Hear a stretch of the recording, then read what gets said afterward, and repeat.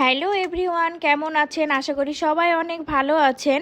অনেক দিন ভয়েস দিয়ে ভিডিও দেওয়া হয়নি, তাই ভাবলাম আজকে একটু ভয়েস দিয়ে ভিডিও দিই। তো আজকে আমি একটা মজাদার রান্না করব।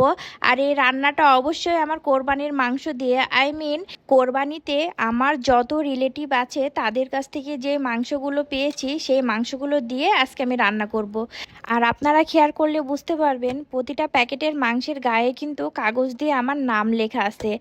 আর এই মাংস দিয়ে আজকে আমি তৈরি করব মজাদার একটা বিরিয়ানি। বিরিয়ানি রেসিপি কিন্তু সবাই মোটামুটি খুব ভালোভাবেই জানে, আর বিরিয়ানি রান্নাটা কিন্তু সবাই খুব ভালোই করে। তাই আজকে আমি ফুল ভিডিও না দিয়ে আমি খুবই শর্টকাটে বিরিয়ানিটা রান্না করব। তো এখানে আমি মাংসটা ধুয়ে একদম পরিষ্কার করে নিয়েছি।